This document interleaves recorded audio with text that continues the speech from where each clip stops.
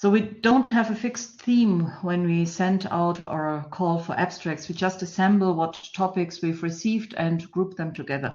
And this year we received quite a lot of abstracts that weren't strictly wood related. We find it important to think broader and therefore don't want you to miss out on all the thought-provoking and very interesting projects that were submitted just because they don't fit into a wooden box. And that is why we'll start the conference with this session, which will include projects that deal with mixed materials. We'll kick off with today's keynote speaker, Mrs. Miriam Schefzyk, whose job is to deal with objects made of a variety of materials on a daily basis. Since 2023, Miriam Schefzyk is a specialist of French decorative arts of the 17th and 18th century at the Jean-Paul Getty Museum. She studied art history in Marburg, Berlin, Münster, and Paris, and her research focuses on Parisian furniture, materiality, artistic transfer, and social history. Her thesis on migration and integration in 18th century Paris, Martin Cardin and the German Ebenist, published in German in 2022, was awarded the Marianne Roland Michel Foundation Prize and will soon be published in French. After working at several art institutions, Miriam Schefzyk was appointed Associate Curator of Decorative Arts at the Jean-Paul Getty Museum in 2023. And Miriam, we very much look forward to getting an insight into your line of work. The floor is yours.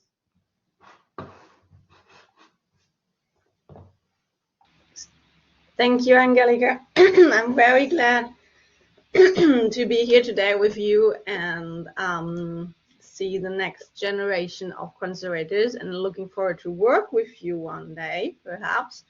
So here this morning, I'm very happy to show you a little bit of what we're doing here at the Getty, how we're working as a curator, and how we're working together with conservators. So first, I would just like to introduce you a little bit more to the Jean-Paul Getty Museum, and then showing you a little bit of our work here, some of the objects we are treating at the moment, and the projects we have. So the Getty Museum is based on the Jean-Paul Getty Trust.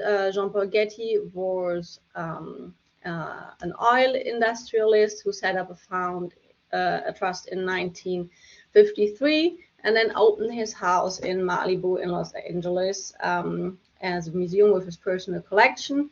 The collection grew bigger and bigger. The villa in Malibu, which you don't see here on the slide, you see here the center,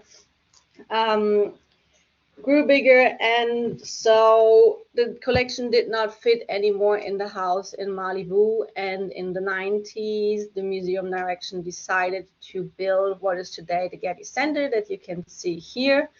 It's a wonderful Richard Meier building, and here are 4 of our main institutions. So we have the Trust Foundation, we have the Getty Museum, we have the Getty Research Institute, which you can see here with a very big library. The museum is here, the trust is there, and here you have the Conservation Institute, which is of course very interesting for you too. And I already heard that a lot of my dear colleagues already presented in this format too. So what we're having here at the center are mostly our collection of European drawings. We have the paintings, sculptures, manuscripts, deck arts, and photograph, which are all settled in these different pavilions that you can see here. And Jean-Paul Getty had from the beginning was very passionate about the deck arts. Of course, I say this because I'm a decorative arts curator, but it's also true. So he started collecting French decorative arts from the very beginning, and this was really one of the hard collections our museum collection is based on today. So here you see our wonderful mechanical table, which dates from the 1760s. And next to it, you see Getty himself with his 4-year-old son Timmy in the 1750s, showing him how this piece of furniture works. Because when you turn the key around, the top slides back, the drawer tops front, and you can open and unfold the drawer tops that you can see here. So you see he himself was very passionate about decorative arts, and it's one of our very big collections. So our French decorative arts collection from the 17th and 18th century is hosted mostly in the South Pavilion. Here you can see the table again. So of course we have everything, we have a lot of things on view, but we're also trying to have our collection pages up to date. So we try to put all our objects on the online collection page where you can see them with additional videos. We have wonderful videos on this table that you can see here. One is about unlocking the mechanical table, where you can see a reconstruction of the mechanism. And here on the bottom, you can see how this kind of floral marquetry would have looked like once it was made. So we're always trying to engage with our visitors and make our collection known even abroad, because we're a little far away from Europe.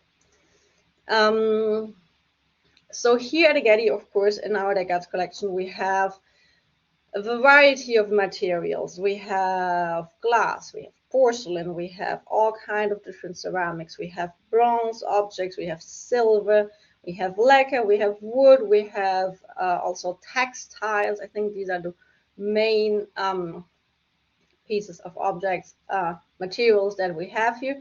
And on a daily basis, of course, all these materials, we have to work with them, we have to treat them. And so I just wanted to present you some of our highlights. So one of them is our lacquer commode from BVRB, where you have this kind of variety of mixed materials in one object. You have so the construction, of course, is an oak construction. So we have wood, we have veneer inside the drawers, and we have Japanese black lacquer panels here on the central, and on the side the rest is European lacquer. We have gilded bronzes that frames wonderfully the lacquer panels and also the sides, and we have marble. And inside, when you open the commode, you also have silk, which is watered silk, which you often had as a kind of linen inside of drawers or even inside of commodes, which is very rare to still have them, because most of the time they are a lot of damage. So this is one of the pieces where we have these kind of mixed materials we're working on, which I wanted to present to our visitors. And also we try to keep in good conditions. So of course, different materials have different needs. So we're in constant conversation with our conservators how to preserve them in the best way and make them accessible to our visitors in the same. Another piece of furniture I just wanted to show you is our bureau plat from Martin Carlin, who you heard I wrote my PhD thesis about. So here's a little more, perhaps less familiar to most of you, because we have not lacquer, but we have porcelain plates from the French Sèvres manufacturer, porcelain, the Royal French Sèvres manufacturer, integrated in the carcass of the wood. So here is the same. We have a variety of materials that we have to work on a daily basis. And this particular piece of furniture was made for a luxury dealer, where we have, you can see it here on the right, We still have the etiquette, a label from his shop there, which says Daguerre Marchand, with the street of the name, the city, where it is on that street, and then what you can find in his shop. So you have porcelain, you have bronze, you have ebenisterie, glasses, and all different kinds of things. So that reflects a little bit what we also have in our collection. So one of the big projects I want you to show a little more deeper are our set of chairs we have for Marie Antoinette, where we also have a variety of materials. So we have carved wood, which is today gilded, and we have textiles, which are always very fragile. So these, we have 4 chairs that were designed by Jacques Gondon, who was a royal designer and architect, and they were designed for Marie Antoinette for a small pavilion, which is called the Belvedere Pavilion. So we have these 4 chairs in our galleries, and they look a little sad because they look quite different from what they actually looked like in the 18th century. So here's where conservation and curators and curatorial are really working together, because what I'm doing is looking at the historical side. What sources do we have? Do we have descriptions, sales records from the royal castles, or invoices from the artisans? Do we have original settings, comparisons? And our Conservation Institute is looking, is testing on the chair. What is still 18th century? Is the gilding 18th century? Was it that how it looks like? Do we find traces of old gilding or even different colors?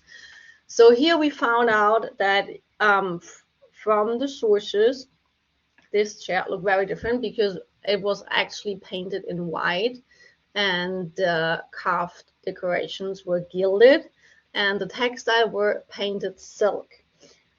So we worked on the setting we have for these 4 chairs, which is where a bunch of information that usually for the deck arts you don't have. So here you can see the setting. We have a wonderful album that where these chairs were made for. So you see it's in, if you see Versailles, you have the Petit Trianon, which is a little offside from the main castle, and there you have the English Gardens, and there it was set. You can see it here, a little outstanding, nearly on an island with this wonderful view on the water. And here you see the interior decoration, which matches the new style in the 70s, 80s, with these arabesque floral motifs on a white ground. So we have a lot of luck because we have a very, very detailed documentation about how these chairs were made. So Jacques Gondon, as the architect and designer, was called that the Queen wanted to have the chairs, a set of chairs. So we had a set of chairs of 4 chairs, no, 6 chairs. We had armchairs, 2 in this pavilion. And so we have a very good description how he is called, what he did, every step of it. And so we know that he made several little models, from which one of them, you can see it here for an armchair, actually survived, which is very rare. So this was made in wax, and you can still see here you have the floral motifs, you have different suggestion of how to make here the armchair, the arms of the chairs and the legs. And so this is very rare that we have this kind of documentation. So we're going through all of that, finding descriptions, knowing who the chair made, and then trying to reconstruct. So here you see one of our chairs at the left. Versailles still has 1 chair, and here you have the model. So when you look very closely, you can see that here in what we call the ceinture, you had these lower branches that turns around a flat stick, which are missing here in our four versions actually of the chair. So what we're doing now is trying to find ways, find examples of, once are we trying to reconstruct this part here, how can we know what the description means with réchampé blanc and what means like painted white and then gilded the decoration? What parts of the decoration were gilded, what was white, how much gilded? Then we try to reconstruct the textiles, which were actually painted silk. So we try to find comparison pieces with same floral motifs you can find on, for example, on porcelain vases, or we have painted silk panels in our collection, and there are still other painted silk out there in the world. So we're trying to match colors, trying to recreate this decorative scheme.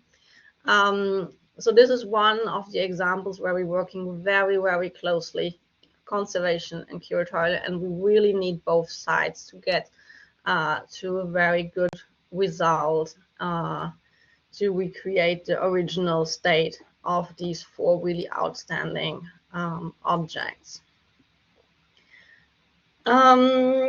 Just looking on the time, another thing quickly what we're working on too is we have what we call the paneled rooms. So here also we have, so you can see a little bit more what is in our collection, like overview. We have this wonderful 18th century panels, so we at the moment trying to find where it comes from, what is original, what was reconstructed in the 90s when they built the museum. So you can see that all these panels here, the wall panels, are original, but the ceiling was added later. We have modern lighting. Parts of the windows here are new. These parts are new. So here, for example, what we do in curatorial side also is doing provenance regional research. So we didn't really know where this room came from, but we found documents that suggested that it could be. Also, you have a wonderful detail of the overdoor paintings here. That this room could be matching a room which is in a hotel on the 5 Quai Malaquin, which is a street facing the Seine in Paris.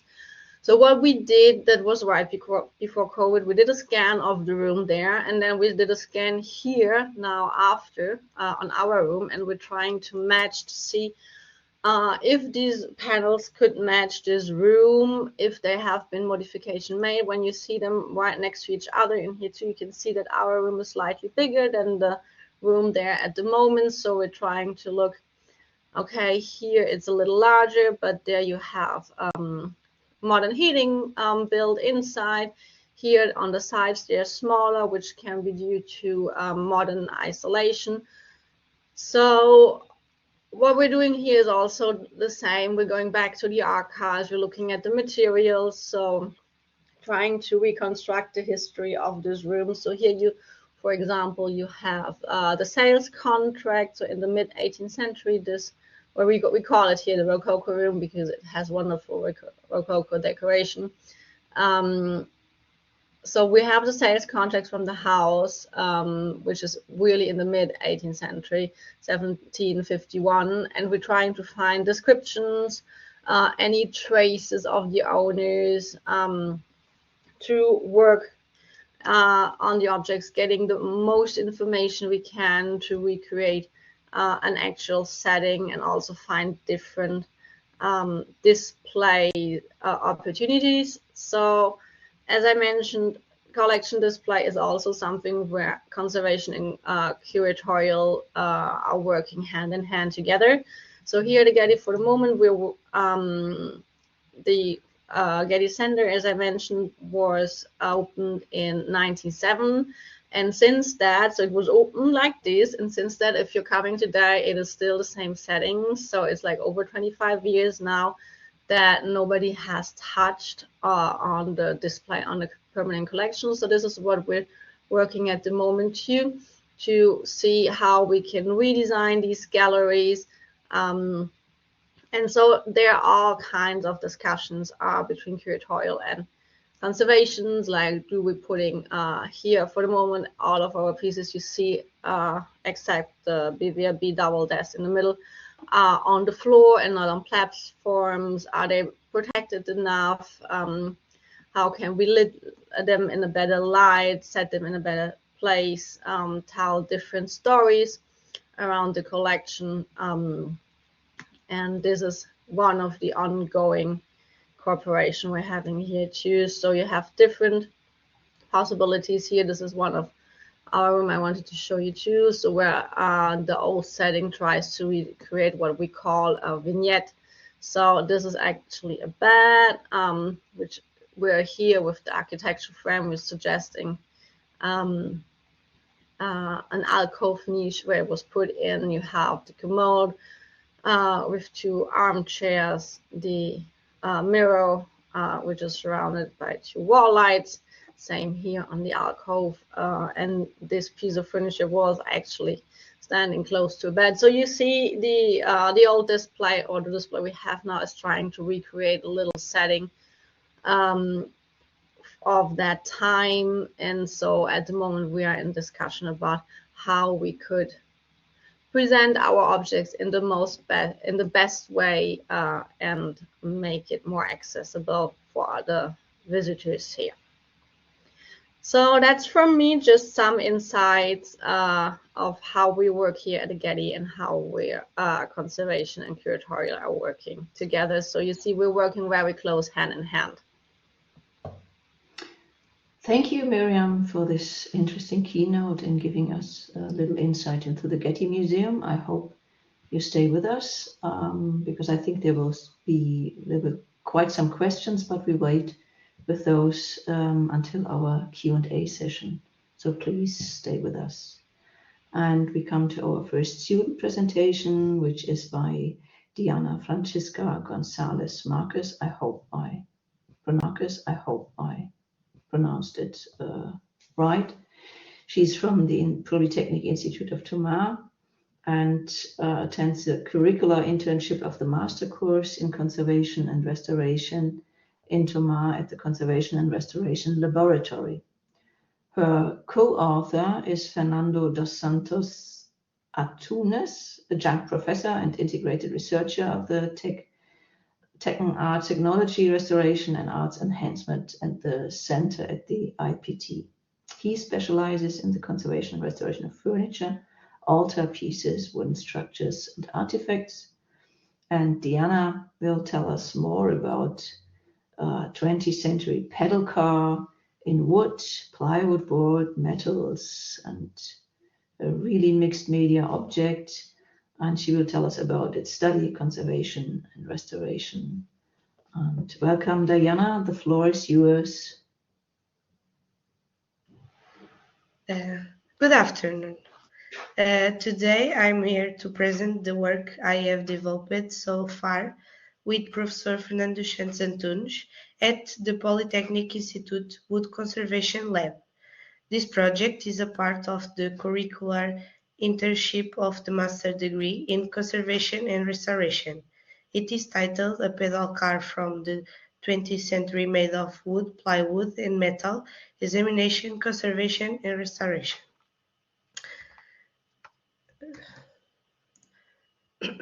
The object in question is a pedal car.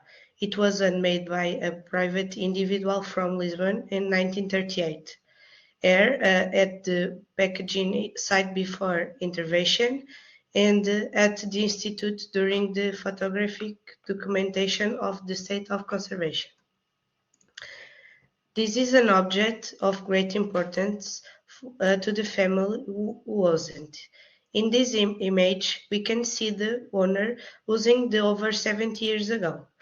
The existence of this photograph from the owner's Shieldwood document and reinforce the value of the object in the context of this family story.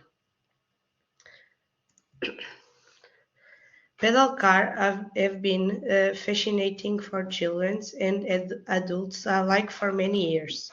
The production of this object was very popular in 2030s of the 20th century, and they were normally produced by the car manufacturing companies as miniature pedal version of their real models, as was a way from promoting them and increasing sales. These objects were expensive and such were only accessible to healthy families. Following the Great Depression and the Second World War, the production of these objects declined due to the sacrifice of metals and labor necessary on account of the war effort. In the post-war period, their production returned in full force, and they continue to be sold at high prices. To this day, they are object of great demand and value for collectors. In Portugal is not yet a very explored or value market. This object was built by the owner's father and grandfather. In the object itself, we have information about the author, month, and year of production. The registration number, CF1038, CF Cândido Ferraz, October 1938. An interview was carried out with the owner and their family, who were essential in understanding these particularities about the object, including decoding the license plate. The car already exists when the owner was born. It belonged to her brother, but she was allowed to play with it, and thus developed a great appreciation for it. When allowed by her father, she and her brother traveling for miles using the car. The years passed and the car remained in family. With the arrival of the children to the family, the owner's children, the fascination and appreciation for the object was equal, or even greater, to that which had been held by the owner or her brother. After an intensive search for car brands and models from the period of pedal car production, we are able to find the model closest to what this pedal car looks like, the 1938 Chevrolet Master Deluxe Coupe. So far, it is the vehicle whose brand's model is closest to the pedal car, in typologic and aesthetic terms. Therefore, it could have been the one or one of the models of inspiration for the design and production for this object. By being able to identify the model of inspiration for this object, it is another way of being able to place in the time and thus ensure we are aligned with an authentic object. Where the details of the emblem are shown on the bonnet of the car, and then the stylized emblem on the pedal car in the images below. Given the similarities with the Chevrolet, when comparing the elements, it is likely that this car was the shore or one of the shore's inspiration. The following laboratory tests were carried out at the Institute. We chose X-ray fluorescence to characterize metallic alloys, then infrared spectroscopy to examine the paint. We also tried characterization the surface through the observation of the stratigraphy sections. Finally, we also resorted to optical microscopic looking for plant fibers present in the object. It is handmade by the father of the owner together with the grandfather, probably in the private workshop, with the materials available and the techniques they know. Therefore, it is an object with a wide variety of materials, techniques, and even some creative solutions that differ from what will be a standard production. As say, the materials and techniques are very varied, so a general overview of them all was made there, which I list. For the materials, wood and wood derivated, plywood, metals, vegetable fibers, glass, porcelain, paper, fabric, plastic, rubber. For the techniques, assembly system, oil painting, cellulose painting, fabric cords, molded and cast glass, molded porcelain, molded and vulcanized rubber, plastic molded by sturgeon. Like real cars, these one also have several bolting systems. They are divided between in chassis, which is normally what supports all the components and systems, the structural part of the car, and the bodywork. The chassis comprises the following elements: steering system, suspension system, braking system, locomotion system, and lighting system. The bodywork is the most visible and the most decorative part of the car. The aesthetic shape of the object, just like the full-size models. The bodywork comprises the following elements: chromatic surface, registration number, bumpers, mudguards, footrests, and upholsteries. The owners remember a time when the object was in her father's house, in which his remaining is a good condition. Over rare is a common after his death, the car passed down to her brother. The owner believes that the transport of the object between her father's house and her brother's house to the attic and then the condition in which it was stored there for 20 years without any protection were the major cause of damage to this object. It was unprotected, with no way to monitor or control conditions like temperature, humidity, etc. Later, there were improvement works during which it is suspected that there was not protection for the object, keep uncovered in the place of passage, making it difficult for people to move and therefore even worse for an object of this size and volume, which result in the image mentioned below is surface in inlay dirting, missing elements, fractures and gaps, corrosion of metal elements, gaps caused by wood boring insets, electrical system completely damaged and inoperable, braking system damaged and operative, upstream show tears where the matches, color surf cracked, fissures and gaps. After observation in detail, knowing the materials and techniques, the following image show some the damage of the object present.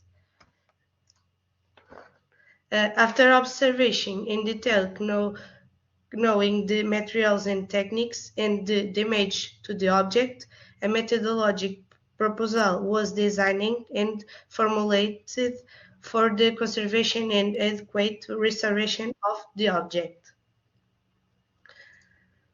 The proposal including fixing the painting layers, completely dismantling, disinfestation, mechanical cleaning of metal elements, stabilization of metal elements, dry mechanical cleaning, mechanical yet cleaning with solvents, structural overhaul of wooden parts, cleaning and protection of well rubbers, cleaning, moisturizing and planing the painted fabric, reconstitution of missing elements, filling structural gaps, gluing cracks, crevices, and fractures, assembling the main systems, reactivating the light circuits, rebuilding and fitting the light switch, overhauling the braking system, filling gaps in the surface layers, color restoration, repainting, and application of protective coat. To date, some of the producers mentioned in the intervention proposal have already been carried out, fixing the painting layers, completely dismantling, disinfestation, mechanical cleaning of metal elements, stabilization of metal elements, dry mechanical cleaning, mechanical yet cleaning, step treatment, and gap fillings. Finally, I want to thank you for your attention, and I hope you enjoy my presentation.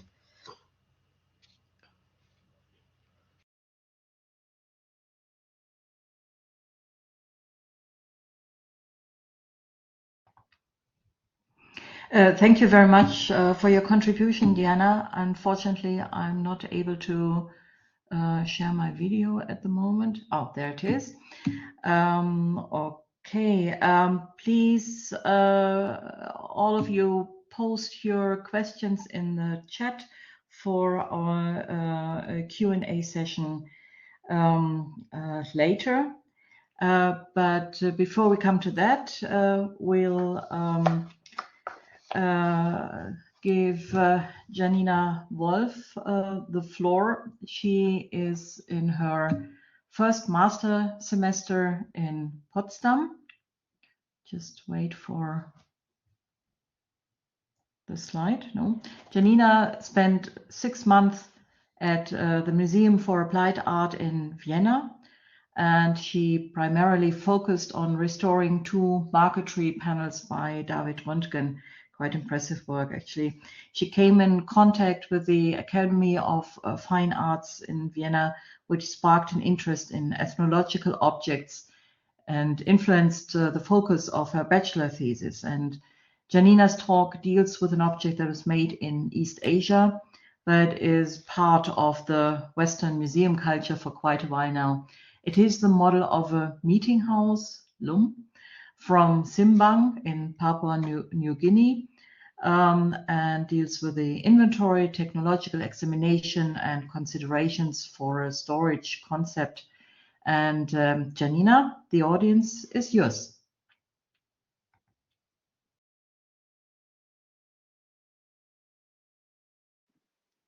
Yes, hi. Thank you very much for the introduction. Just one thing, I think I can click the presentation because I'm not a presenter yet.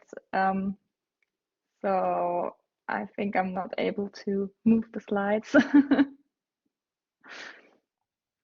Then just let me know and I click for you. Yeah. Oh, I'm a presenter. Sorry. Thank you.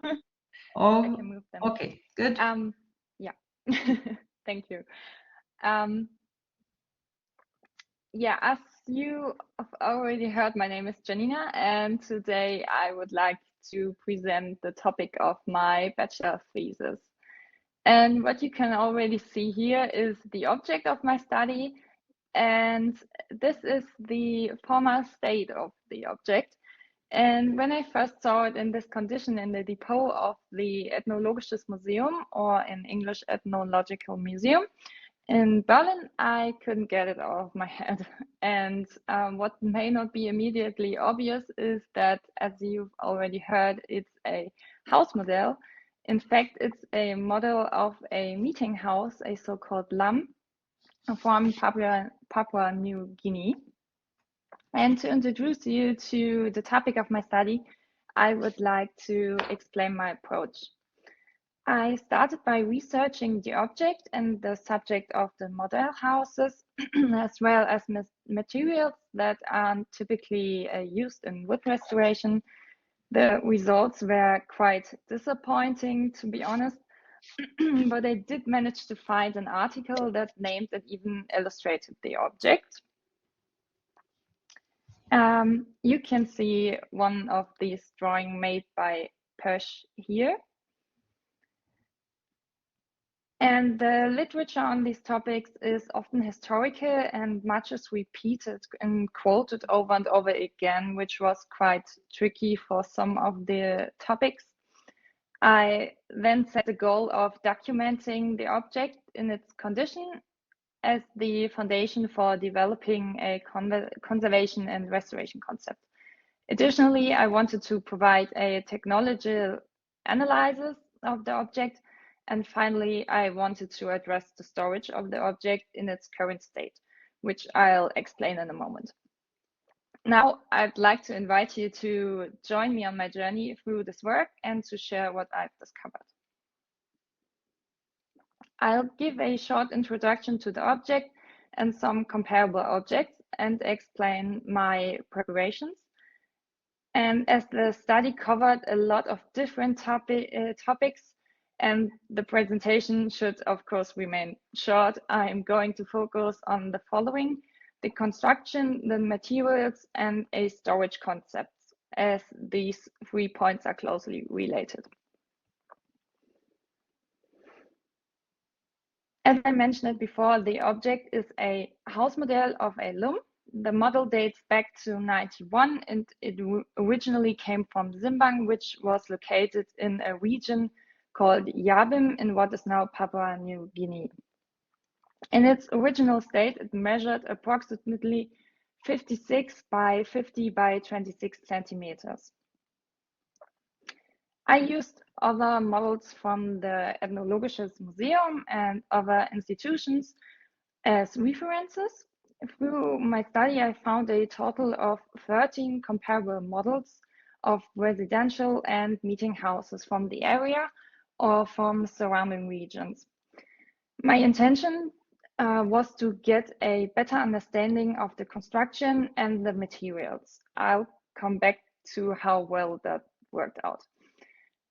Let's take a quick look back at the previous condition. As you can probably tell, the state of my object is very different from the comparison object. In its previous state, the object was in a collapsed and unstable condition, and the object has undergone previous measures, but they haven't been documented. It's unclear why the model is in this condition. It has seen many changes of location in the past, and some decades, especially after the Second World War, are completely undocumented. Before I was able to start my work on the house model, I had to carry out a few preparatory measures. Analysis of a dust sample revealed elevated levels of chlorine, indicating that at least the dust was contaminated with organochlorine compounds. In order to be able to manipulate and work on the object, it first had to be cleaned and vacuumed. During this process, I was able to separate the levels and individual parts of the model and store them separately, which brings us to the status quo of the object. Here you can see all the different parts of the model. I know it's a lot of photos. I just wanted to give you a quick impression. After cleaning, the damages became very clear. As you can hopefully see, they range from loose bindings to fractures and to total losses. After disassembling the object, it was possible to at least partly understand the construction. So I decided to create a 3D digital model to illustrate the construction. I wanted to show how the object is assembled and which parts are essential for construction. The creation of this illustration has been very helpful in understanding and also in allocating loose parts. However, it is important to know that the aim of these illustrations is not to represent the object in its current state or to show a restored state. Instead, it's intended to provide a basis for understanding the structure of the house model. And the illustration is both simplified, for example, by leaving out ornaments, and idealized. Since the structure is complex and quite time-consuming to explain, I will only show the general structure here. The model can be divided into 4 levels: the base, the first and the second floors or levels, and the roof. For your orientation, you can see here what level I'm referring to and what the actual part of the object looks like. And the 12 round supports of the pile dwelling are inserted into the base. The first and the second floors, as well as the roof of the house model, are each supported by 4 of these round supports. While the first floor is open to all sides, the second floor is enclosed by wall panels. And on the short sides of the second floor, there are also 2 bars sticking out, and they have hanging figures. Except for one, all of the panels are built in 2 rows, and the lower parts are carved and painted. The panels on the short sides also have central openings. In the short sides of the roof frame, there are 2 smaller decks, and the decking elements are of various sizes. They are used to cover the roof, and the elements are on the long side are layered, and the ones on the short sides are overlapped. The whole construction is not glued, at least not originally. Instead, it's held together only by binding materials and by interlocking and clamping connection. You can see some examples for connections or joints illustrated here. I wanted to look at the reference objects for this point in particular. However, many of these objects couldn't be dismantled because the floors had been glued to the supports at unknown times. This left me with only a limited number of clearly visible construction for comparison. When analyzing the material, I also wanted to refer to reference objects. The problem is that there is a lot of unknown material in these objects as well. And as in the literature, much of the information is simply copied and pasted. This means that the information is either not verified at all or only partly checked. In addition, botanical reference material was very limited. This situation made it even more important to get results from my work so that possible future work on the reference objects would also be able to benefit from it. Due to the problems involved, the results are only approximate.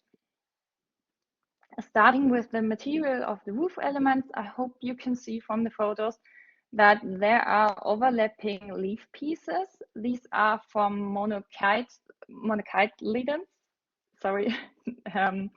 which are single-leaf plants, including palms. By comparison with reference materials, it's highly likely that this is sago palm. The remaining roof structure, as well as large parts of the 2 floors, are made up of different delicate structural elements. These include triangular shaped construction materials. And based on my analysis, I assume that these are the midribs of the sago palm. You can hopefully see the midrib of a palm leaf marked in this picture. There are also flat construction materials with shiny and with dull faces. I suspect that the base material for these could be wider midribs, petioles, or wachus of an unidentified species. Now, since I come from the field of wood restoration, some parts of the object are of course made of wood. Softwood, possibly pine, was used for the base and the feet underneath. And as you can probably see here, there are 2 versions of the round supports, the original ones and the reconstructions. The reconstructions are most likely made of fur, and the round supports are very likely to be identical to all the other original wooden elements. The lack of annual rings as well as macroscopic and haptic properties indicated a tropical species. After some time, however, I was unable to identify the wood, so I sent a sample to the Thun Institute for Wood Research, and they suggested the genus Cerbera, but couldn't identify it with certainty. But it's actually a plant genus that grows on New Guinea, so it might be suitable. As I mentioned it earlier, the house model is largely held in place by binding material. There are 4 different types of binding material being used on the objects. One type of material showed similarities to the cell structures of the slender construction elements. This led me to conclude that it could have come from the same plant species. The second binding material has lenticular holes, and by excluding other plant fibers, it's safe to say that this is bust from an undetermined plant species. 2 other binding materials, these 2, one twisted and one with parallel fibers, I couldn't narrow down any further. The colors used on the object are common colors from New Guinea compared to other objects, and analyzers revealed the pigments to be iron oxide, red, plant black, and lime. And the binders for the pigments are interesting as they are usually no longer detectable today.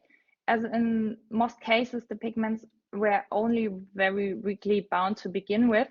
However, possible binders be plant extract, plant saps, starch, or seawater. Finally, I would like to use the information I have just given to come to the point of storage. So let me summarize again. The object is in separate layers and cannot be reassembled without conservation and restoration work. The material is thin and fragile. Some of them are even brittle. The levels and constructions are in some parts very unstable. And for this reason, a suitable storage is important for the object. As there are multiple ways to store the object, I will present one of the options I have thought of. A box with a front opening and pull-out inserts similar to a shelf. The material used for this should be acid-free cardboard. And here each level of the house model, including the associated loose parts, is assigned its own cardboard box. The box is then inserted into the larger box like a drawer. Dividing layers or drawer slides make it possible to keep the boxes independent, and you can access individual levels without moving others. In addition, you have easy access to all levels, which is good for monitoring, and you have a unity of the object. The disadvantages: the height of the whole box requires a lot of space. The box also needs to be custom made, and after conservation and restoration it would be hardly reusable or only in parts reusable. Now, my study was only a basis for restoration on conservation concept. I hope to have shown that a theoretical approach and analysis of an object can also provide a valuable basis. So thank you all for listening to my brief and rough insight. Hopefully you enjoyed it anyway and found it at least a little interesting. And if you're interested in more information, you can find my sources here. Thank you, Gianina, for this interesting talk and this travel to foreign countries, which is always very interesting. Please stay with us. We are now starting our first Q&A session, and I hope you've all put your questions in the chat. And first, I would like to ask Miriam to unmute your microphone, please. And I will try to read the questions for Miriam. Miriam, are you there? Yes, I see here. you. Great, thank you. So the first question comes from Melmot Kreb, and she's asking, are you also looking at the objects themselves for answers? Always.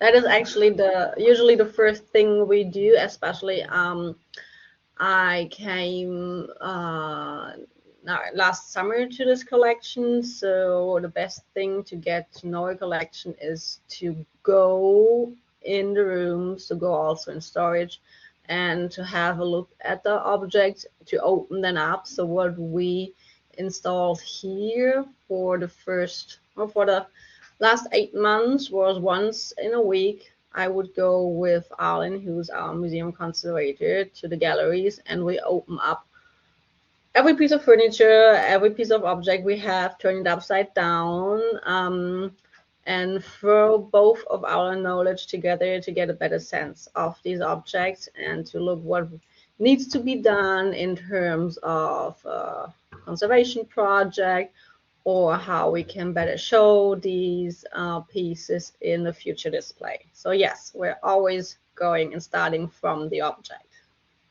Thank you. Sounds like a great job you have. Yeah. Now we are coming to the next question. It comes from Andreas Krupa.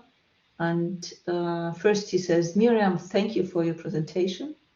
You have shown the photo with Mr. Getty in face of the urban table. Having been a fan of decorative arts, did Getty live with his furniture of his collection?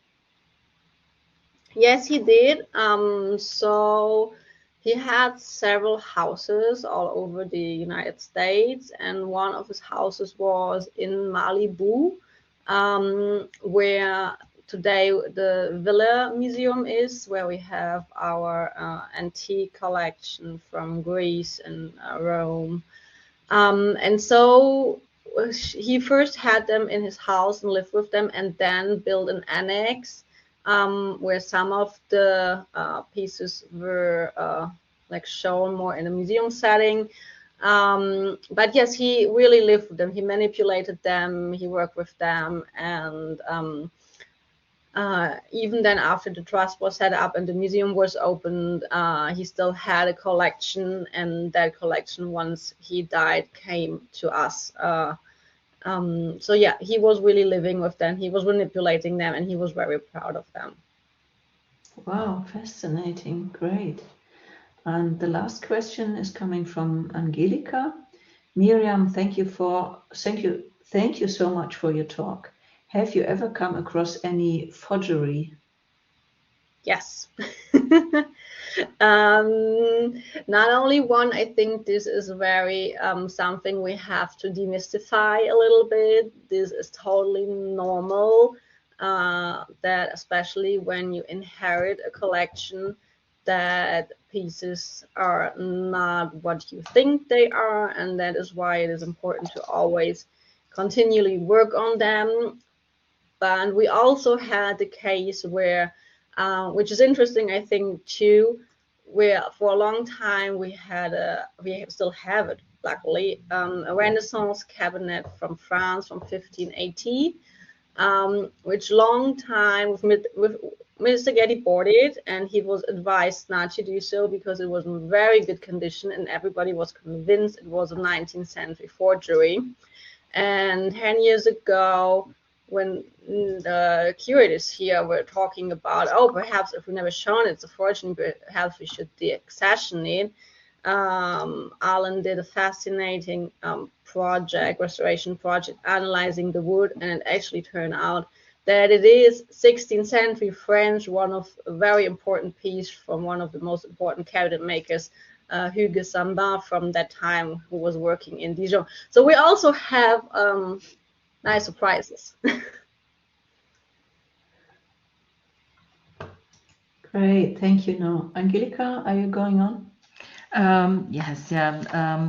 So the next questions are for Diana. Would you please unmute your microphone, Diana? Yes. we have several questions for you.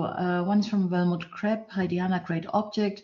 Sorry, maybe you mentioned, but are you working on it with multiple people of different specializations? There's so many materials that you have to deal with that, yeah. I'm working with my advisor, Professor Fernando, Yeah. and we feel the need reach out to people with experience of water specialties and materials to help us. Okay, yeah, that's very good. There's another question from Andreas Krupa. It says, maybe you mentioned it and I missed it. Is the aim of the conservation restoration the complete recovery of the car, including the possibility for children to drive the car again? That would actually also have been my question. Perhaps you can tell us a little bit more about the aim of the conservation restoration treatment. The work is being done with that goal in mind for it to be functional. It is not expected to be used in the near future due to the value and effort put in the process. Whatever, if you children were to appear in the family, which currently do not exist, I cannot be guaranteed that it won't be used. Okay, yeah, thank you very much. Yeah, I don't think there are any more questions for you. Friederike? No, I don't think so. Yeah, thank you, Angelika. I will take over. And I asked Gianina to unmute your microphone. And we have just now 3 questions for you. The first is, I don't know from whom, but I will read it. Would it be an option to return the model house to Papua New Guinea, its area of origin? Is there an interest in restitution? Sorry, I hope you can hear me. My Wi-Fi is not great in the moment. Yeah, we hear you fine. Okay. Yeah, actually.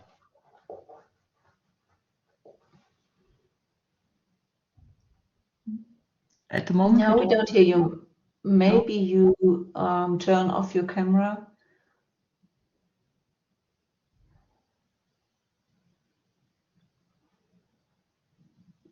Okay, she's gone now. So that's really not nice. I think it will be very exciting. Maybe we can postpone the questions for Gianina till the next Q&A after the break, so she can reconnect. I'm sorry. Yeah, I think that, don't worry about it. It's okay. Or are you back, Gianina? Yeah, I think so, but I don't know how long. Yeah, okay, just so let's try. Yeah, so let's try. That's no problem. So yeah. Welcome back, Gianina. So I repeat my questions if you don't remember it. Would it be an option to return the model house to Papua New Guinea, its area of origin? Is there an interest in restitution? As far as I know, there is no interest in returning it, and there is no interest from Papua New Guinea to get it back, because the models often don't have any. They are made to bring them to the museums, and the people in Papua New Guinea don't have any interest in having them. Okay. Okay. Yeah. Thank you. So the next question comes from Sophie, and she's asking you, for what audience was this model made? Do you know more about its history and purpose? Yeah, it actually was made for a museum. So most of these objects, of these models, are just made for some collectors, and they took them from Papua New Guinea to Germany or to other countries just to present them in museums. Okay. That's their only purpose. purpose. Okay, thank you. And the last question comes from Wilmot Kreb. First, she thanks you, and then she wants to know seawater as a binding medium is interesting. Could you explain it a bit? Yeah, I was surprised too to find that out. I tried to find out how that works, but I couldn't find a source where it's described. So I'm sorry, but I can't answer that question. So don't worry about this. So thank you for answering the questions. Yeah. So yeah, thank you, Miriam, Diana, and Gianina, and thank you all for the many interesting questions. And I would like to take the opportunity to point out the book of abstracts to you. I think we put a link in the chat, and it's a PDF that is in our Dropbox folder, and that contains abstracts of all papers and posters of this edition of ConNext. And you can find the link, as I said, hopefully in the chat, or I put it there in a moment. There you can also find today's poster pitch, or the poster for the poster pitch, which will be by Isabel Ostermann von Roth on the examination, research, and cleaning strategies of a half-ship model of a 14-gun brig, which will follow after the break. So our little break won't last long, but it should be time enough to get yourself a cup of coffee or a nice cup of tea. And see you back here in 10 minutes. Bye.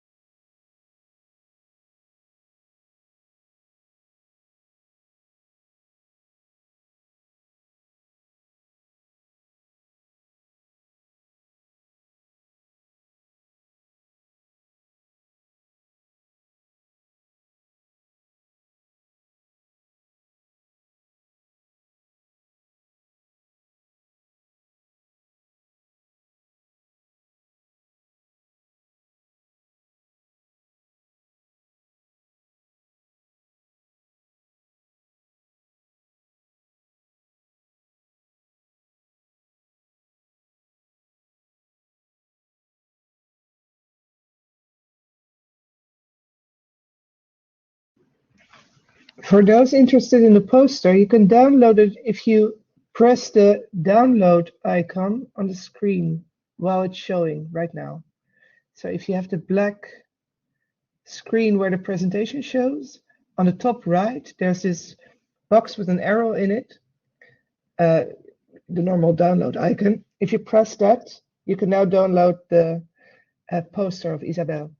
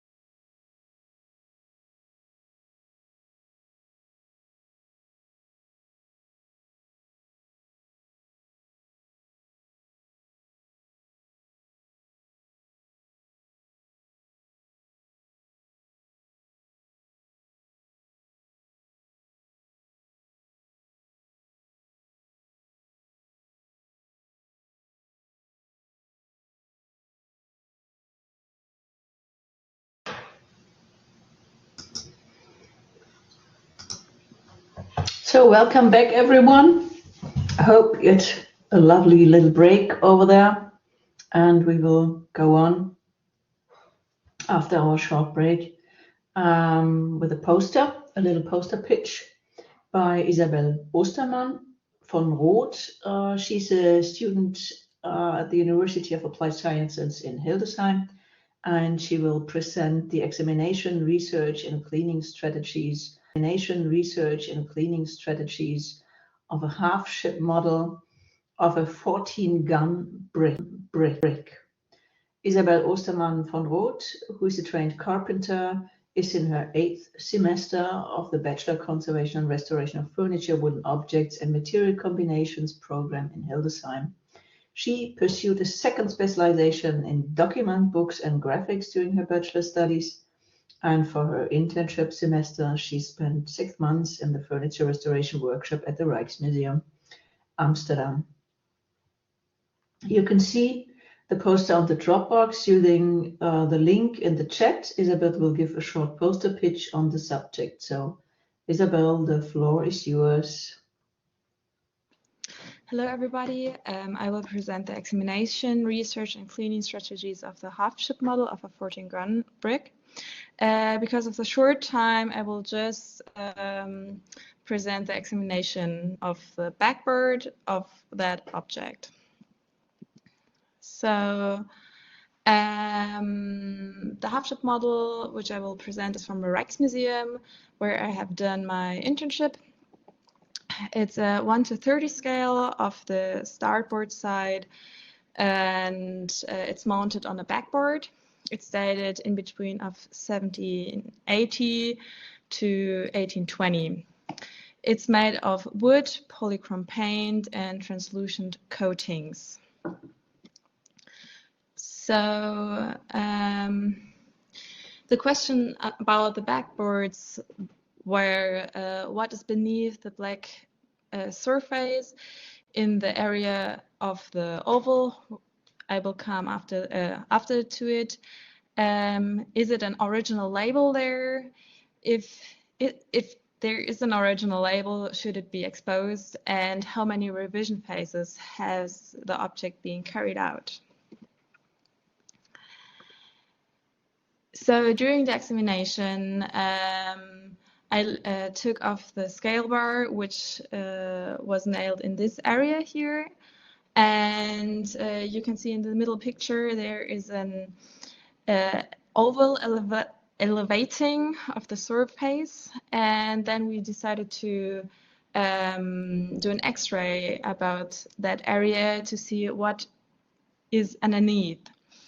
And during the X-ray, we found out that there is some other material, like maybe a paint, which is quite dense. And under UV, as you can see here at the picture below, there is, we can see here 3 or more phases of treatments. So we were wondering how many phases of treatments that object has gone through. We decided afterwards to take some cross sections. From the backboard, we took 4. 2 of the oval area, as you can see here at the tiny picture. 1 below of the scale bar next to the oval, and 1 away from those 3 areas, like just the backboard. And we analyzed those cross sections. Our result was that the original surface of the backboard was unpainted, and it had just a white round label, as you can see at the cross section A and B, because here are more white paint layers than in the other cross sections. So our hypothesis was that after some time period, the backboard were painted completely black, and label was attached to the original oval, as you can see here at the zone B, at the area B.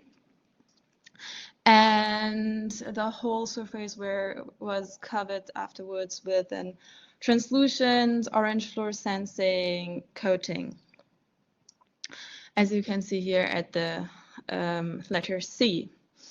And after some time periods, somebody removed again that attached label and put the scale bar on top of that area and painted all the backboard in a translucent white fluorescent coating, and on top of it with a transparent non-fluorescent coating with some black particles in it, which we found in the sample A and D, here also seen at the number 3.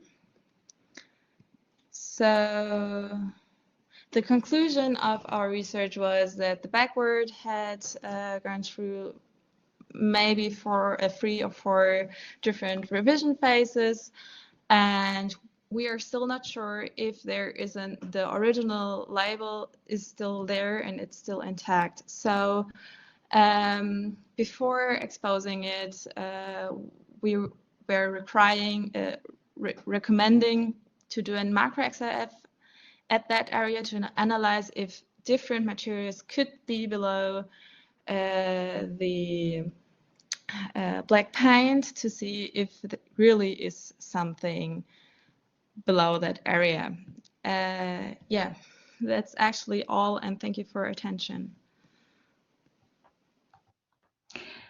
Yeah, thank you very much for interesting presentation of yours. And again, there will be a question answer session later, so please put all your questions in the chat. So next up is Mario Sebastian Wolter, and he is one of Friederike's students at Cologne and presents here for the second time. His paper deals with a flood-damaged trunk, a victim of the flood at Ahrweiler, which already was the topic of his talk in 2023. And since October 2021, Mario studies conservation and restoration of objects from wood and modern materials at the University in Cologne. And before that, he graduated with a BA in art history from the University of Bonn. He did internships with the Metal Conservatory in Bonn, at the Restoration Studio Conservation Pool of Esther Nickel, and the Office for Historic Preservation in Cologne. And this time he'll present the challenges he faced trying to find a suitable cleaning method. He will tell us more about cleaning with fine blasting abrasives, a systematic approach to decision making using the example of a silted, flood-damaged trunk. So please go ahead, Mario. Thank you for kindly introducing me. A very warm welcome to you all. I want to present you the cleaning and removal of corrosion from coated fittings of a flood-damaged trunk with fine plastic techniques. I hope to offer you a comprehensible idea of the specific application and the general potential of the fine plastic procedure. The trunk belongs to City Museum of Bad Neuenahr, Ahrweiler, and had been damaged during the devastating flood event in July of 2021.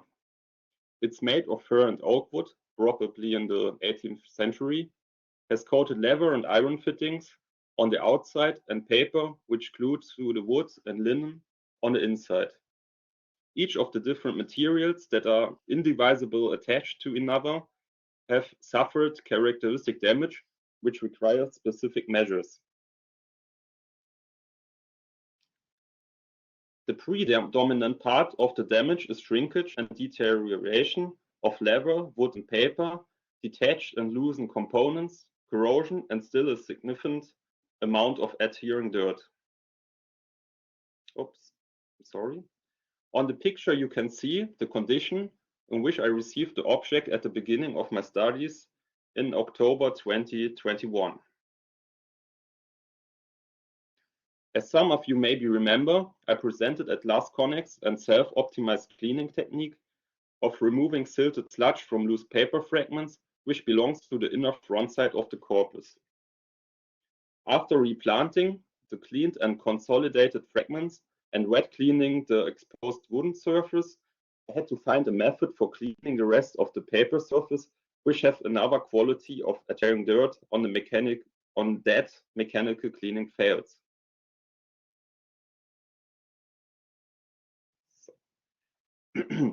Same applies for the strongly corroded coated fittings. The brittle paint layer with visible corrosion underneath could neither clean further on common mechanical way without removing it, nor on wet or chemical way. Consolidating the coating would prevent an effective removal of corrosion, but its one state of corrosion threatening the substance of the fittings. So the question is, can the subcorroded color layer be preserved? And such damaged coating can cause even greater harm to the object by anions, such as chloride ions, that reduces the passivity of the surface. Strengthening the porous coating would not prevent active corrosion. But coating, whenever it was applied, has documentary value such as the corrosion marked and eroded surface as well. Hence, the coating should be preserved wherever possible, but must be removed where necessary. Here you can see some examples for the impairment of different surfaces by dry cleaning with a brush. This can also transmit it to the coated fittings, except that this specific brush is way too soft to remove the active corrosion, but too hard to examine the brittle coating. As you can see, the brush can polish, scratch, or remove the paint layer as well, and also endure the protective layer on metal surface. It is also difficult reaching into gaps. Instead, it tends to compacting on laying material into pits, which makes it even harder to remove. So a method had to be found that was as gentle as possible to the surface, while at the same time being able to remove adhering dirt and corrosion out of the smallest gaps. This method should turn out as fine blasting. The blasting process is a surface treatment method in which fine particles are propelled at high speed onto a surface to remove impurities, clean the surface, derust, strip paint, texture, or prepare for subsequent coating processes. In this process, usually compressed air is used to direct the particles onto the surface. So the definition. Already developed in the 19th century for treatment of metal, other areas of application open up early. But as method for gentle cleaning and restoration, the first publications released in the 1960s and 70s. Today, there are special devices such as the Resco air plaster, which are capable of operating with a very small amount of pressure.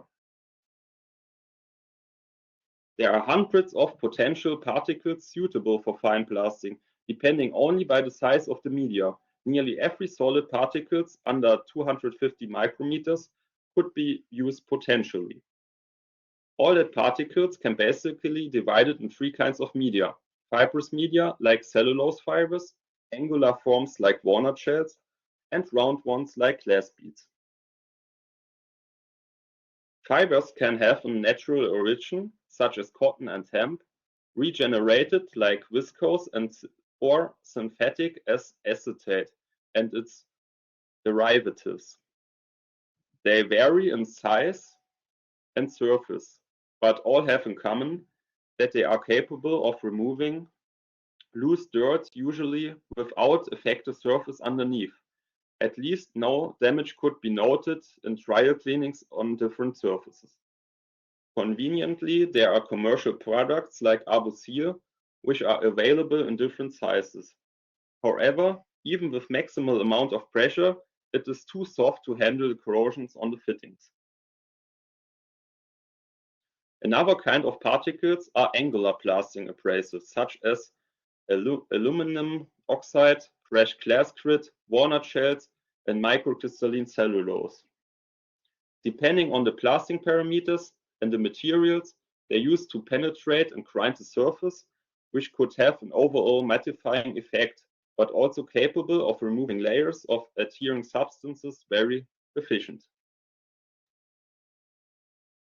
Round blasting media like beads from different materials or natural round shapes like starch have an impulse effect which can blast off adhering substances from surface, but possibly cause round craters at microscopic level. Viewed with bare eyes, the surface could appear either matted or polished, depending on the ground material. On the right picture, you can see the impulse effect on a chalk ground. The bead, which is still sticking in the crater, is smaller than the removed material surrounding it. There are numerous parameters that influence the blasting performance, such as particle weight, pressure, particle size and shape, nozzle length and diameter, angle and distance, beam guidance and time. Experience has shown that it's helpful to closely examine the surface of the substrate and consider the wanted outcome. In case of the fittings, corrosion should be removed while the unaffected paint layer should be preserved. Additionally, the blasting media must be able to reach into small gaps, such as those affected by pitting corrosion. With decreasing particle size, better deep cleaning results as well as increased surface polishing were observed among the tested blasting materials. Furthermore, it was noted that finer blasting media exhibit less consistent particle flow at lower pressures. Glass beads ranging from 1 to 50 micrometers in size are among the smallest beads available. The minimum pressure required for those by the used air blaster 2 by Resco is around 2 bar. The parameters of distance, pressure, angle, and time are best tested directly on the object. It has proven ineffective to conduct trial cleanings on test specimens for selection purposes, as the condition, even of the corroded metal objects, was not directly transferable. First, I have to emphasize that the raised dust from blasting media and removed substances could not only pollute your environment, but also can be dangerous for health. Particles smaller than 10 micrometers could inhale deep into the lungs and cause serious health issues, even if the material is not toxic by itself. For this reason, it is not only important to have an enclosed area and powerful air filter, but also respiratory protection. The extraction cabin is a modified commercial greenhouse, set in acrylic glass windows, allowing a better view, and attached closable handle tubes, helping to keep the openings to the outside so tight that the negative pressure in the cabin prevent most of the dust from exit. Nevertheless, at least a FFP2 mask should be worn. Here you can see the flat angle in which the nozzle is guided. By this, the corrosion layers could be break off better and also reduce impact energy. Where it was necessary to increase the performance, this could be easily done by increasing the angle. As the measure was already more advanced, I find out that cleaning efficiency can be significantly increased by mixing the glass beads with cellulose fibers. Because the beads are cushioned, the pressure can be increased without deep penetration of the surface. Now, let's move on to cleaning the coated fittings. It could be positively noted that the color coating sticks to more stable areas, while on the more active corroded areas, the coating comes off, which is also necessary for further cleaning. Under the more porous coating, not only orange powdery corrosion were exposed, but also metallic plating. As you can see on the right picture, an initially test beam from far distance was enough to expose a large area of this metallic surface. The paint adhered very weakly on that. because it was difficult to distinguish in advance where the corrosion and where the metallic plating was located. A careful approach to the boundaries of the corroded areas was necessary. On pictures below, you can see how extensively undermined by corrosion the coating was in some parts, and how hard to detect this is in the beginning.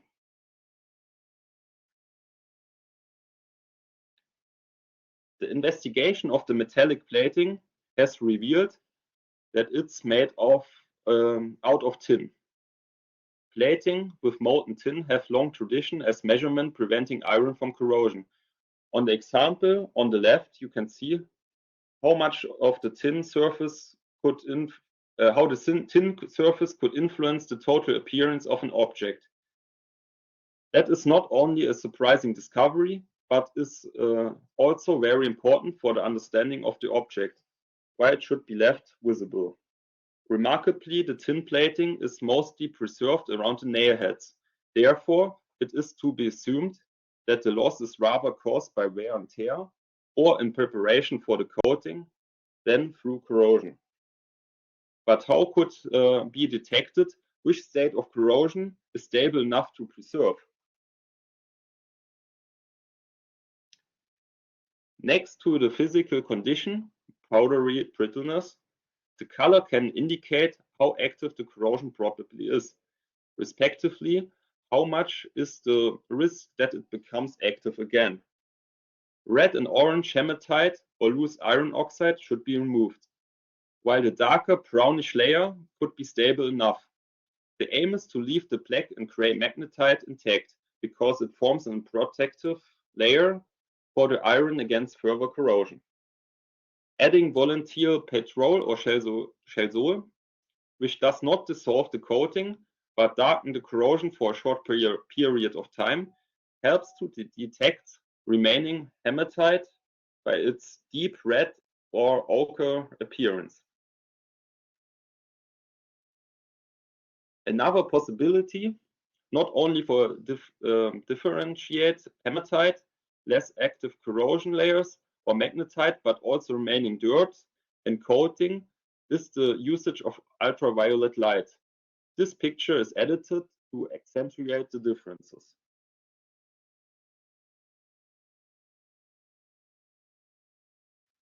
Here you can see the results of cleaning measure. I also used fine blasting to clean the leather, but this is not part of this presentation. But you can access the cleaning result based on the little square in the red frame on the right picture. I not only used the chalcol to remove remaining blasting particles with a microfiber cloth, but also to simulate the optical effect of the final protective coating. This is very comparable to the microcrystalline wax coating, which will be applied soon. The microcrystalline wax is transparent and has a matte shine. If the overall effect is impaired by the heterogeneous appearance of the fittings, it is still possible to retouch them with a colored wax. A good way to apply that is with an airbrush. In conclusion, I can say that the fine blasting process can achieve a fast and efficient cleaning result if it's set up correctly. However, if used incorrectly, it also carries the risk of severely damaging an object.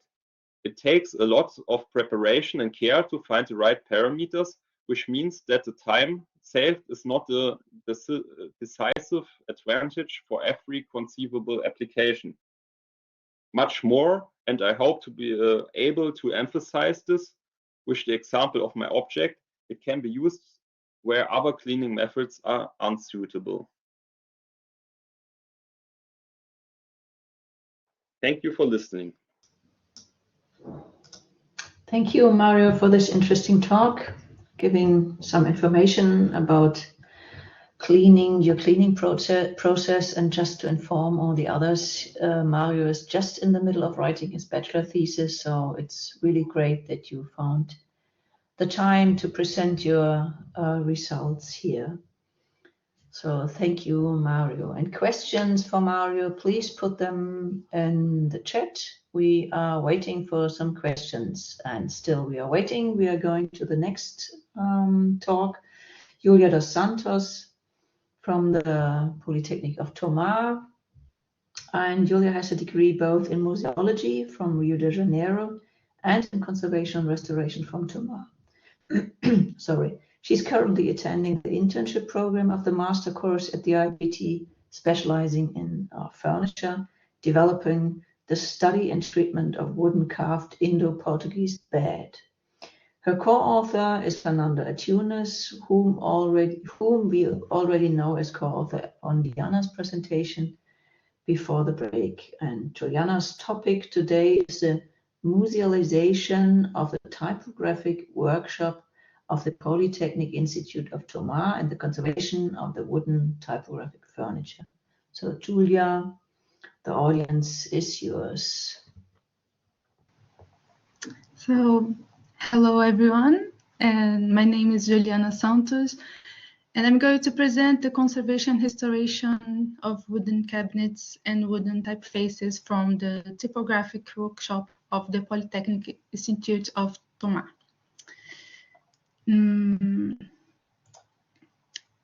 Well, these cabinets belong to the workshop since 1987. This is one of the few and the oldest active typography workshops in the Portuguese academic context, along with pedagogical functions. It also has patrimonial and museological functions, namely in safeguarding the technological history of graphic arts, its materials, equipment, and the typographer's job. Its collection has added relevance because of its origin and history in the Imprensa Nacional, Casa da Moeda, which is the Portuguese national press.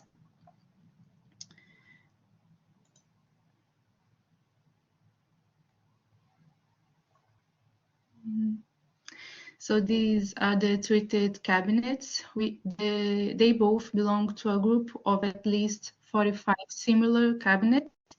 In this case, they are the numbers 44 and 45. They are perfectly identical, each containing an upper compartment and 12 type cases, which are the drawers. Cabinet 44 was used to store Carmelita typeface, and cabinet 45 was used for Stella typeface. Sorry.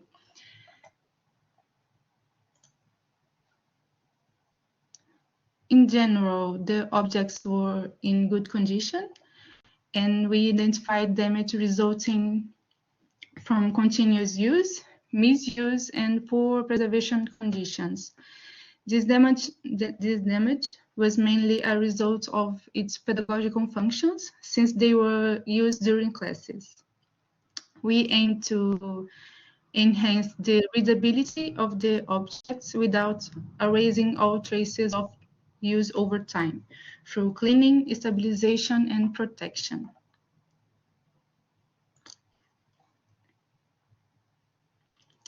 During the treatment of the wooden cabinets, we found the residues of paint, stains from cleaning products, corrosion marks on metal. We found corrosion marks on the metal parts, gaps, fissures, incision marks, deformations, and fillings from previous treatment. On the wooden typefaces, we found dirt and paint residues. In the picture on the top, we can see damage caused by the continuous use of the type cases. And in the picture below, we can see wood bleaching caused by the floor cleaning projects.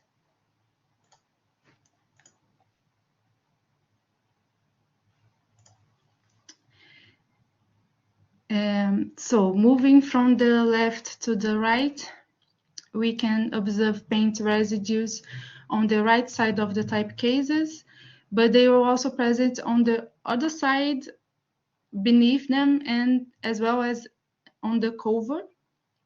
And it is interesting because these paint residues were mainly concentrated in areas where students would grip the type cases with their hands during the classes at the workshop.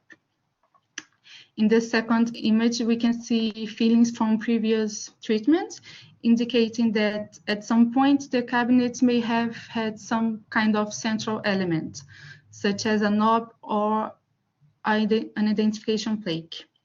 And in the third image, we can see the interior of a type case, also with paint residues and dirt. And some type cases also presented metal residues from metal types that at some point were stored in the cabinets. And we know that these metal types were made of lead and tin, but we didn't treat them. And then we developed a proposal which followed from the state of conservation of the objects and the objectives of the treatment. Therefore, we proposed to do a mechanical cleaning in the cabinets and typeface, to remove the paint residues, to flatten cabinet 45's cover, to remove the corrosion residues from the metal parts, to apply a protective layer on the metal parts, and apply a stain and a protective layer on the cabinets. In these pictures, we can see the cleaning of the typefaces with a vacuum cleaner and white spirit, which was the first thing we did. We then proceeded to clean both the interior and the exterior of the cabinets using white spirit. And the interior of the type cases was also cleaned with a vacuum cleaner and white spirit as well.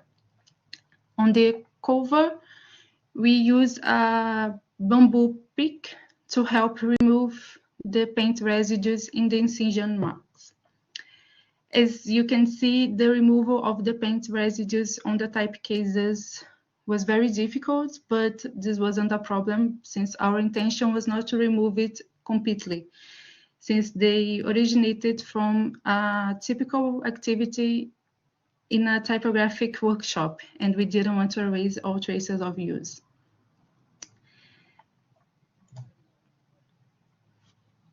And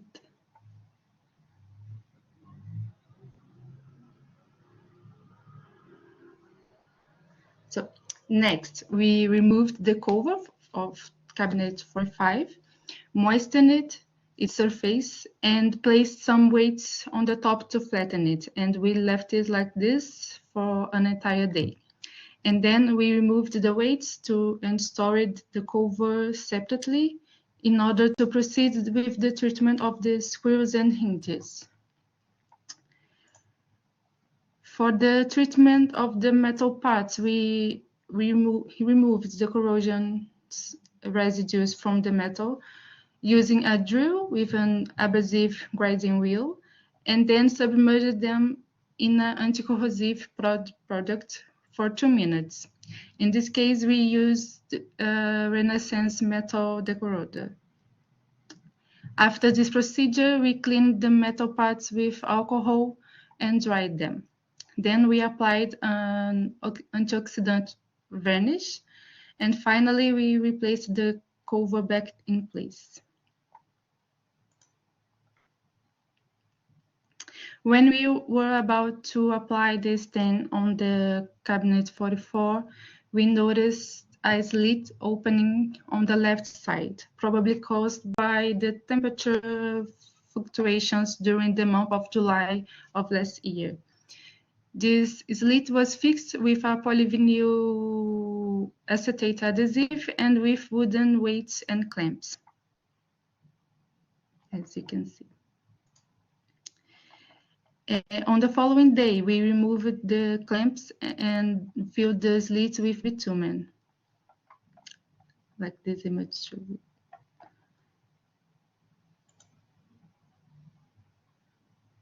And then we stained the cabinets using Viocene, and we applied a beeswax as a protective layer. After applying the beeswax, the cabinets were polished and using a horsehair brush.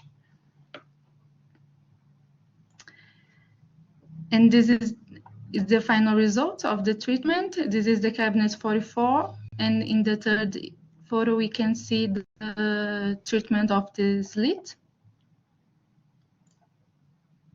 And this is the result of the treatment of cabinet 45. And this is the result of the treatment of the typefaces.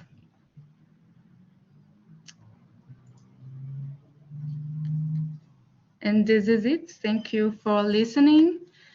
And thank you for this opportunity of sharing our works with colleagues. Yeah. Thank you very much, Juliana. This is quite an interesting project you worked on, and I'm quite sure that there will be a few questions about that, which brings us to our final Q&A session for today. And I think we start with questions for Isabel. Couldn't find that many, but I have a question for Isabel myself. I was wondering about the function of this ship model. Is it meant to be kind of decorative, to just put that on your wall and enjoy it, or is it for a model for making a full-sized gun brig? Or what is it used for? In the previous time, they did half-ship models, like also in this case. It's like a technical drawing, but a technical model how they can build the the full ship. Here, in this case, you can see like all the frames, all the ribs, where they have to be. And it's just to show, I think also to show the clients which wants to have a boat, like how it could look like the big ship. And also when they are making the big ship, to orientate where am I, what do I have to do, like a technical drawing, but in this case in a model way. Okay, but obviously used for a long period of time, as you said. It underwent a few phases of kind of I think and actually this half-ship model went 1880, something like that, to the Rijksmuseum. So it was just in a short time period at the maritime, I forgot the name, but it was before in Den Haag in some maritime, it wasn't a museum, but we don't know from which kind of maker this ship or this model was made, but before that it was also, I think, in a kind of museum before it went to the Rijksmuseum. And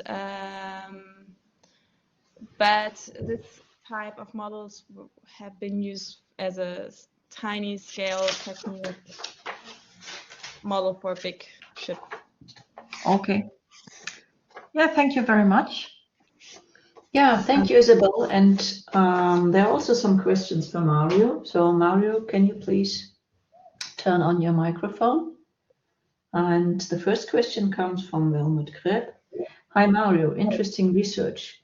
Could you indicate how large was the nozzle or the area that you affected by the technique? And what did you test on, directly on the object, or did you make mock-ups? Thank you very much for the question. Also the nozzle size was 0.5 millimeter, and the area also depending on the distance to the object, which was mostly under 1 centimeter. And the covered area was, also plastered, was approximately correlating with the distance. So it was around 1 square centimeter. What do you mean with mock-ups? Does it mean test dummies? So yes, Yeah, no. yeah, test dummies. Yeah. Yes. I made some on polished metal surfaces, as you've seen, because it can be show a good surface under microscopic level, but also use some reference objects that was not so transferable to my object, even if the corrosion looks pretty the same or not identical, but it's also strongly corroded. The parameters which I find are not transferable, but it was a good training for usage of this method for me. Yeah, thank you, Mario. And we have another question for you from Sophie. Thank you, Mario, for that interesting presentation. Have you also looked into dry ice? I know some metal colleagues who used that on overpainted canoes. Yes, thank you for the question, Sophie. I think of trying the possible benefits of dry ice making the adhering dirt on the paper more brittle, so it's hopefully easier to remove. But thank you for the suggestion. I will ask the metal conservator that's advising me for that treatment, even if the measure on coated fittings are finished. That seems to be an interesting procedure. I would like to know. It's new for me for the application on the coated fittings, but yes, I will do research about it. Okay, thanks, Mario. And now Angelika is taking over. Yes. I can't see any questions for Juliana in the chat, but I have one myself. I was wondering when you flattened the cover board, you said it was only dampened for a day. Did I get that right? And did it kind of stay flat after you removed the clamps, or was there, was it warping again? Yes, it was only for a day, and yes, it continues to be flattened until this day. Okay, you're very lucky in that respect. And I was also wondering, when you filled the gap on the side of the cabinet, you say you were using bitumen. Could you perhaps tell us a little bit more about this material? I've not heard of that as a filler before, or is there a brand name or something like that? Would be interested in that. Yes, there were basically our walks with how can I say it, a collar, and I don't know the name of it. Just a little. Okay. It's called